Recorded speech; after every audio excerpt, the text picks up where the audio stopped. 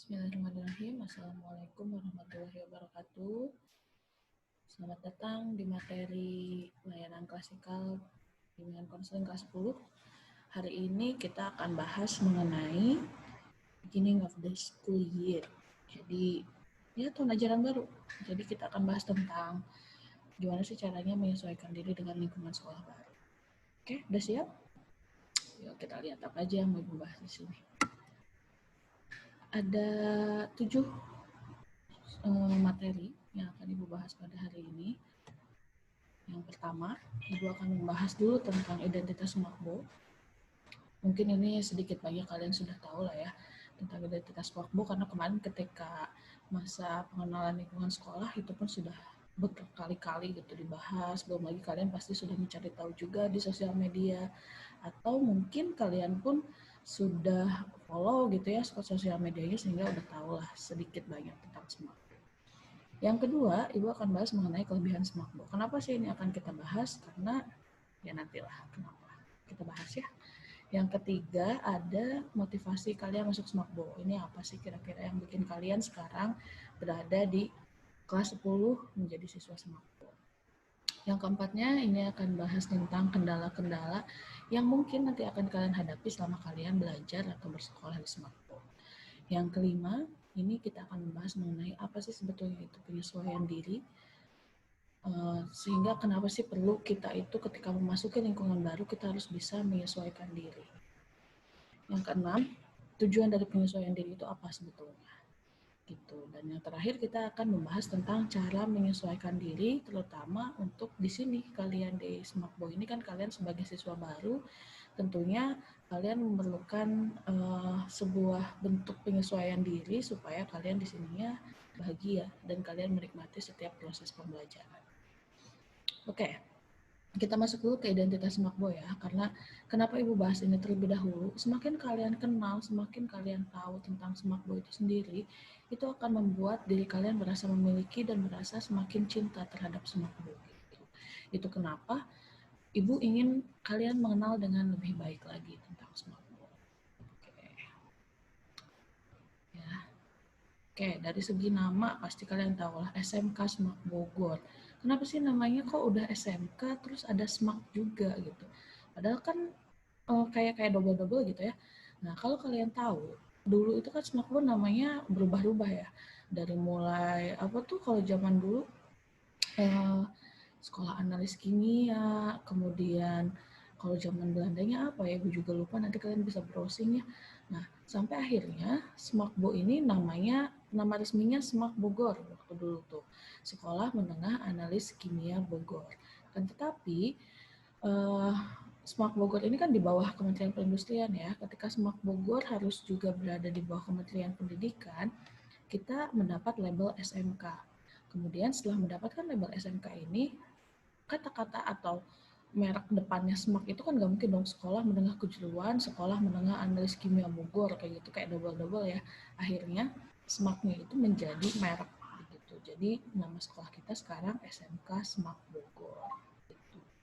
Nah, status dari sekolah kita negeri tentu saja ya. Kalau yang kemarin-kemarin masih berpikir ini SMAKBO sebenarnya negeri atau bukan, kita itu negeri. Hanya saja memang kita tidak sepenuhnya berada di bawah Kementerian Pendidikan gitu. Kita adanya di bawah Kementerian Perindustrian. Di sini bidang keahliannya teknologi dan rekayasa.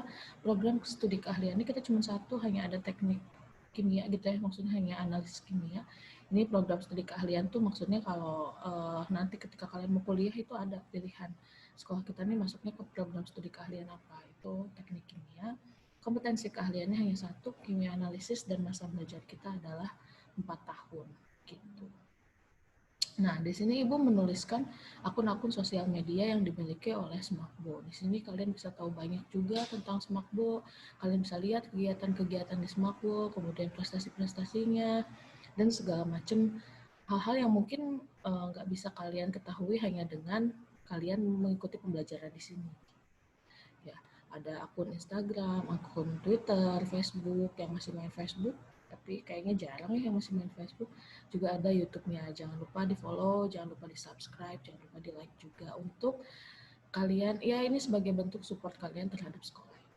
Gitu. Nah, Smakbo selain punya akun-akun tadi ya, yang sifatnya untuk mempublikasikan apa yang Smakbo punya, Smakbo juga punya WhatsApp keluhan pelanggan. Nah, apa sih WhatsApp keluhan pelanggan ini? Di sini ketika kalian merasa tidak puas, merasa ada hal yang perlu diluruskan, silahkan kalian hubungi atau chat di nomor ini. Dijamin kerahasiaan identitas dari pelapor itu akan terjaga. Kecuali kalian menginginkan atau ingin mengetahui tindak lanjut dari keluhan yang kalian sampaikan, itu kalian boleh melampirkan identitas kalian. Sehingga ketika keluhan tersebut sudah ditindaklanjuti, nanti bisa disampaikan ke yang mengeluh begitu. Jadi nggak perlu takut kalau mau mengeluh atau mau menyampaikan hal-hal yang menurut kalian itu tidak sesuai gitu. SMK Semak Bogor ini sudah mendapatkan predikat wilayah bebas korupsi dan sekarang menuju ke wilayah birokrasi bersih melayani. Jadi hal-hal semacam itu adalah hal yang sangat baik dan sangat positif karena tujuannya apa? Untuk terus memperbaiki kualitas dari SMK Semak Bogor itu sendiri. Gitu. Jadi jangan takut ya kalau merasa ada yang kurang puas, merasa ada hal-hal yang salah, silahkan disampaikan. Itu terus ada juga nomor telepon dan email dan alamat. Ini semua sebetulnya bisa kalian lihat juga di websitenya Semakbo ya. Sering-sering dibuka websitenya Semakbo kalau kalian ingin tahu banyak hal tentang Semakbo.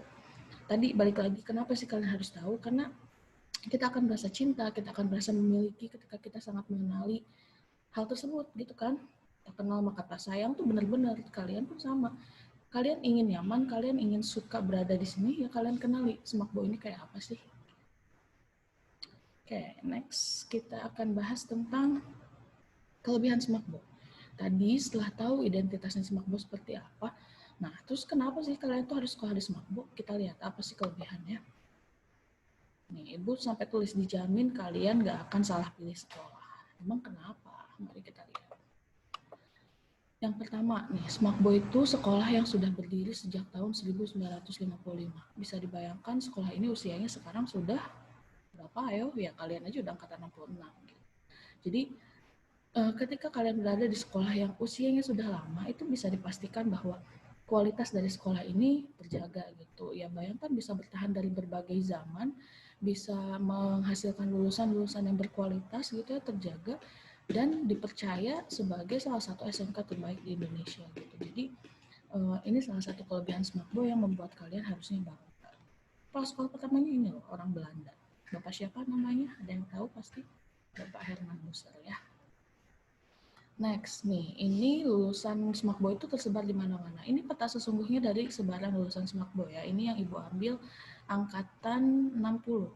Jadi lulusan Smakbo ini nggak cuma ada tersebar di Indonesia, tapi juga di seluruh dunia gitu ya. Kalau di sini kita bisa lihat salah satunya ada di Jepang, ya di Jepang ada 2 bahkan. Kemudian ada yang di Eropa, ini di Rumania, ya dan angkatan-angkatan lain pun banyak yang di Qatar seperti itu. Jadi tidak hanya tersebar di Indonesia. Sehingga kenapa sih, apa sih tujuannya kalau kalian tahu lulusan-lulusan kalian tersebar di mana-mana, itu akan memudahkan alumni-alumni kita untuk mendapatkan pekerjaan gitu. Karena seperti yang kalian tahu mungkin alumni Smakbo ini ikatannya sangat kuat gitu. Jadi jangan khawatir ketika kalian lulus dari sini gitu, kalian akan sangat sulit mendapatkan pekerjaan. Insya Allah itu akan dimudahkan. Salah satunya dengan cara apa tadi? Dengan akses dari alumni-alumni Smakbo itu sendiri. Next, di sini bertabur prestasi. Kalau kalian tahu, SMK Semak Bogor ini setiap tahun itu bisa menghasilkan minimal itu 5 juara nasional untuk lomba kimia. Dari mulai yang ITB lah, UI, UNPAD, dan itu semuanya bergengsi gitu ya, bukan kejuaraan-kejuaraan kimia yang standar gitu, tapi memang standarnya nasional seperti itu. Jadi kalian nggak akan salah pilih kalau kalian ngerasa punya passion untuk ngikutin lomba-lomba, ini akan sangat tersalurkan di sini. Gitu.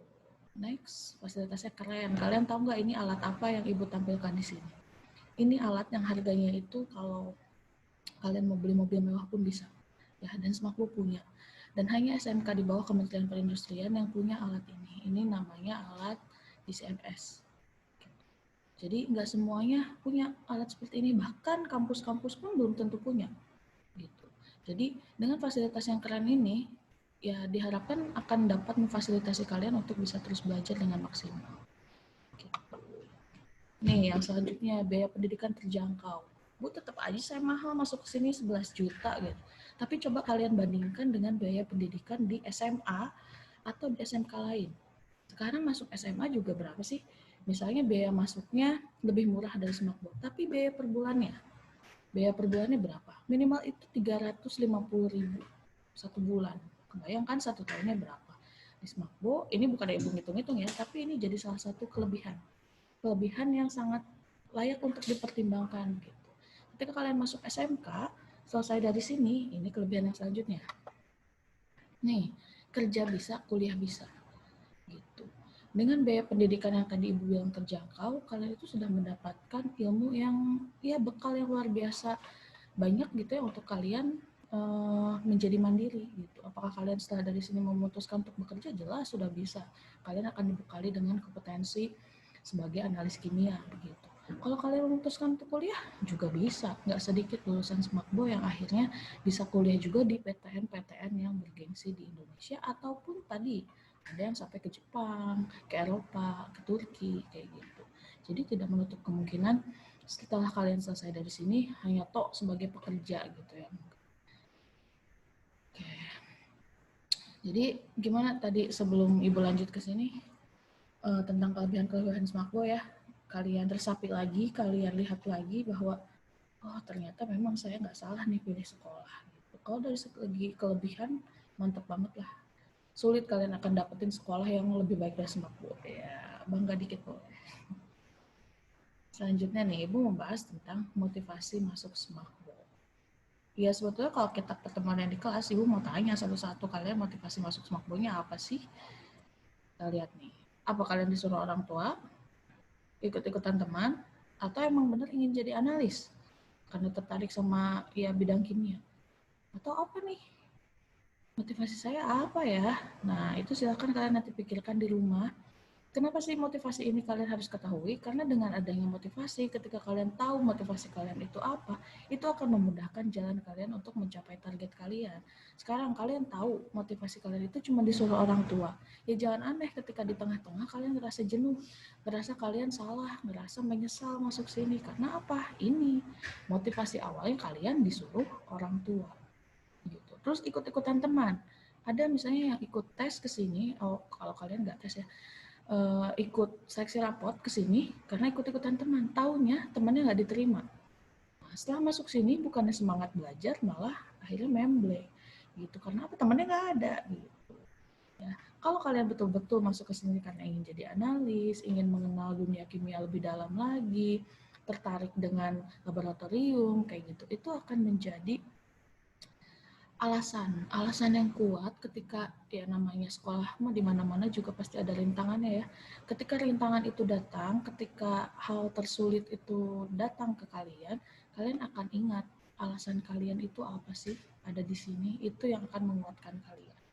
Gitu. Jadi, Ibu tanya nih, motivasi kalian itu apa mau masuk ke sini? Dipikirkan ya. Oke, selanjutnya motivasi udah. Nah, kita akan bahas tentang kendala. Nggak mungkin kan kita sekolah atau kita hidup itu bebas dari kendala apapun gitu. Sama, masuk Smakbo juga ada kendala yang mungkin akan kalian hadapi. Oke, kendala-kendala yang Ibu sampaikan di sini based on true story ya, berdasarkan yang udah-udah gitu. Jadi bukan Ibu ngarang kira-kira apa ya kendala anak-anak Smakbo itu enggak, tapi ini berdasarkan apa yang sering Ibu dengarkan, Ibu dapatkan dari kakak-kakak kelas kalian ketika awal-awal masuk Smakbo. Yang pertama, nih, nggak ada gambaran tentang pembelajarannya itu kayak gimana, jadi bingung ketika masuk itu, karena agak berbeda ya sistem pembelajarannya. Misalnya satu pelajaran gurunya lebih dari satu, di lab gurunya banyak, kemudian juga jam sekolahnya mungkin berbeda dengan yang dulu, jadi benar-benar nggak ada gambaran. Syukur-syukur kalau kalian punya kenalan yang dulu sudah sekolah di sini, misalnya kakak atau tetangga atau saudara kayak gitu, at least sudah ada gambaran. Tapi kalau yang benar-benar baru tahu masuk ke sini, biasanya ini akan cukup membuat bingung dan stres di awal-awal karena ketika masuk kok kayak gini. Yang berikutnya tugasnya banyak. Ini realita ya, masuk ke Semakbo itu tugasnya memang banyak. Dan ini yang harus kalian sadari dari awal, yang harus kalian terima dari awal. Makanya tadi fungsinya motivasi itu di situ ya. Ketika kalian sadar tugasnya banyak dan motivasi kalian kuat, pasti akan terus dihadapi, akan terus dijalani. Kalau di kelas 10, tugas yang paling banyak itu biasanya di laboratorium gravimetri, karena kalian harus bikin lapsus banyak. Jangan sampai telat, nanti kalian bikinnya rangkap juga, makin banyak lagi tugasnya. Jangan nunda-nunda kerjaan, itu sih intinya. Next, pelajarannya sulit. Pelajaran sulit karena kalian belum mengenal juga apa itu pelajarannya ya. Karena di sini jurusannya analis kimia, berarti kalian sudah harus ada gambaran bahwa di sini itu pelajarannya banyak yang erat kaitannya dengan eksak gitu ya, hitung-hitungan, hafalan juga ada kayak gitu. Jadi ketika kalian menganggap itu sulit, pasti akan jadi sulit. Ketika kalian menganggap pelajaran-pelajaran itu sebagai tantangan, hal yang baru, pasti kalian akan lebih semangat untuk menghadapinya. Next, ini juga sering nih dibilang, kendala saya di Semakbo itu, males Bu, teman-temannya terlalu ambis.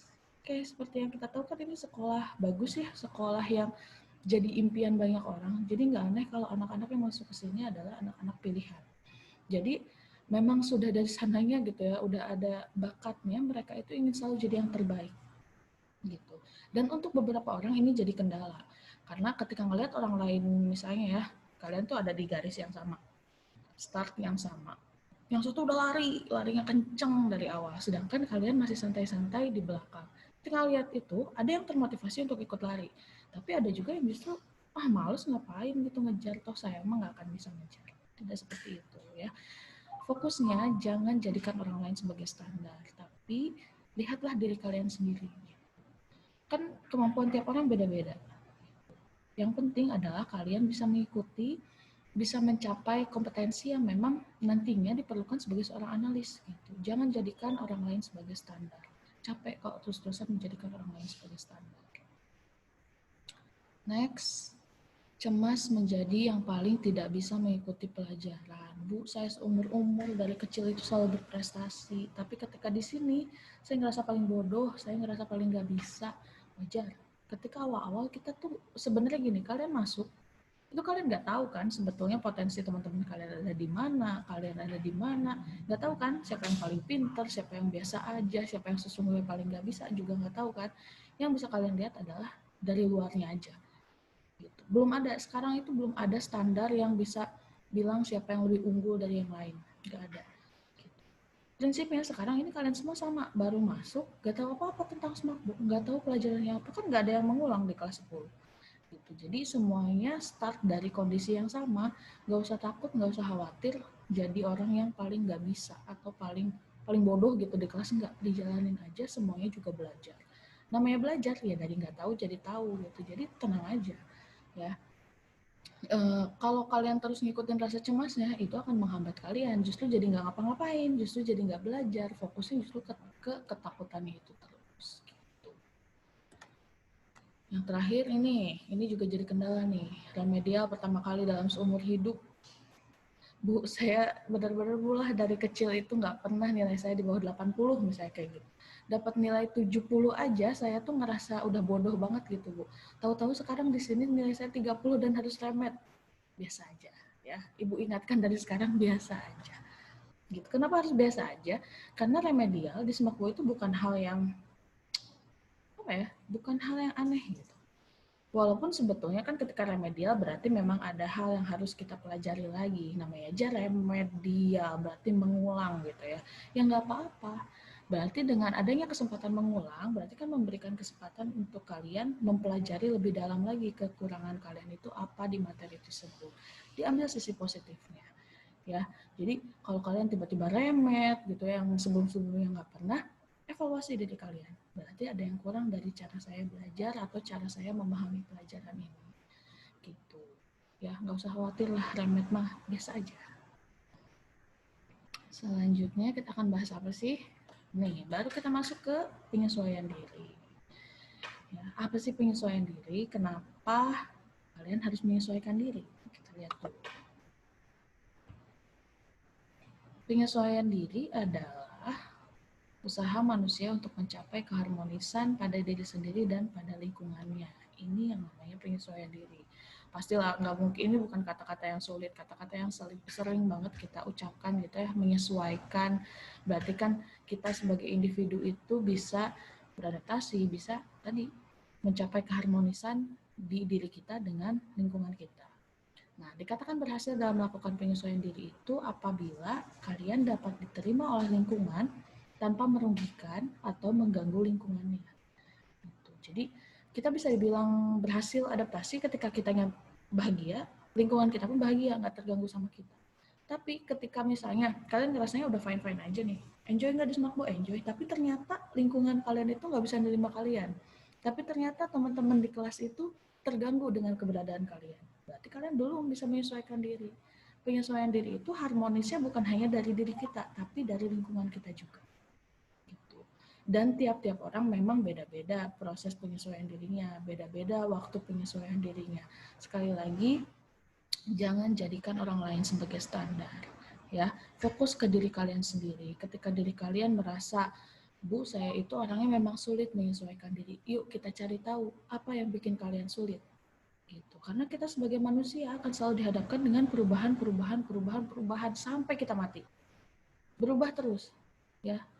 Jadi ya tugas kita apa? Ya terus belajar menyesuaikan diri. Gitu. Kalau kita nggak mau belajar menyesuaikan diri, kita yang akan rugi sendiri. Kita yang akan tidak bisa mengikuti apa yang ada di sekitar kita. Sementara kita nggak bisa memaksakan apa yang ada di luar diri kita. Yang bisa kita kondisikan apa? Diri kita sendiri. Ya, esensinya dari penyesuaian diri adalah hal tersebut. Udah ngerti ya tentang penyesuaian diri?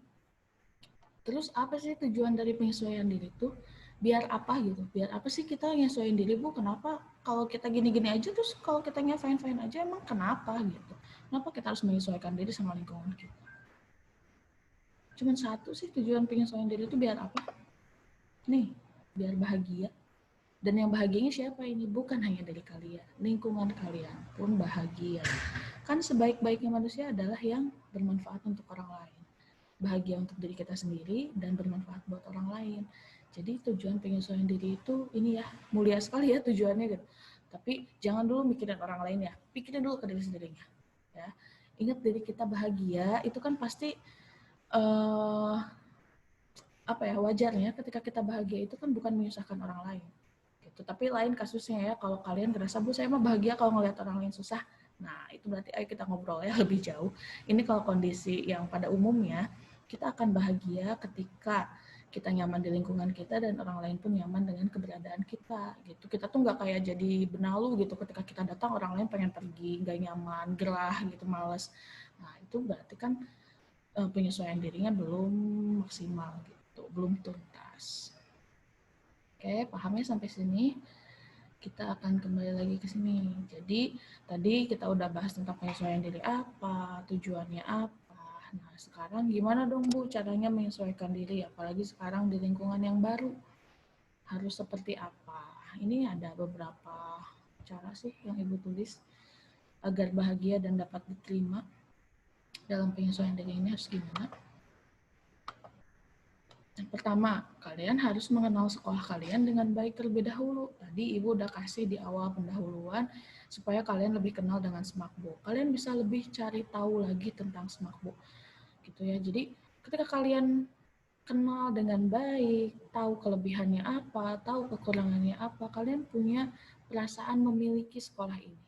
Gitu. Sehingga kalian akan beradaptasi gitu. Kalian akan menyesuaikan diri kalian dengan lingkungan di sekolah ini, dengan budayanya, dengan lingkungan belajarnya, dengan guru-gurunya, dengan teman-temannya, dengan segala macam yang berkaitan dengan semua.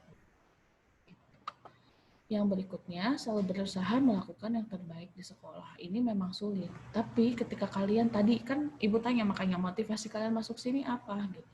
Ketika motivasinya kuat, kalian berusaha untuk melakukan yang terbaik, itu nggak akan ada penyesalan dan nggak akan ada kekecewaan. Gitu.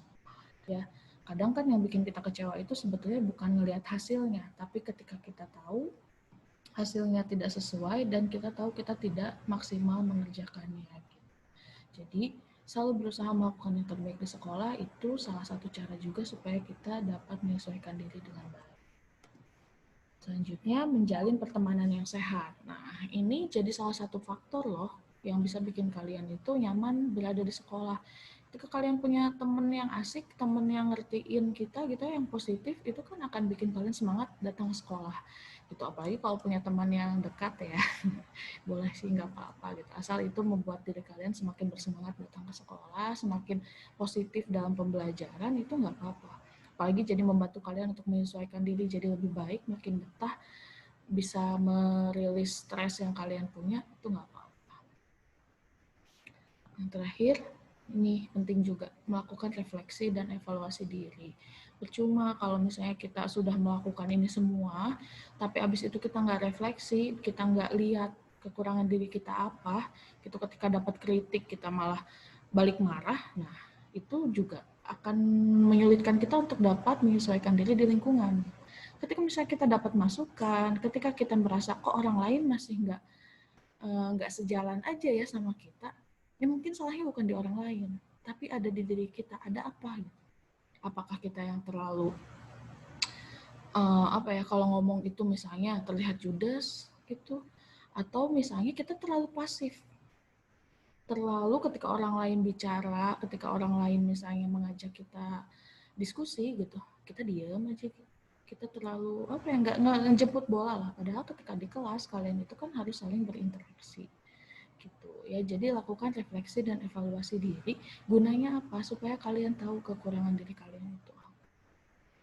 Ya, itu tentang cara menyesuaikan diri bisa dicoba mungkin nanti sama kalian. Kalau sekarang kan kondisinya memang kalian masih belum bertemu langsung dengan teman-teman ya. Tapi nanti kalau misalnya sudah ketemu dengan teman-teman, coba silakan nanti lebih berusaha lagi untuk menyesuaikan diri. Oke, terima kasih. Semoga materi tentang penyesuaian diri ini bisa kalian pahami, bisa kalian resapi gitu dan dapat membantu kalian untuk bisa lebih menyesuaikan diri lagi dengan lingkungan di SMK Semak Bogor. Terima kasih. Assalamualaikum warahmatullahi wabarakatuh.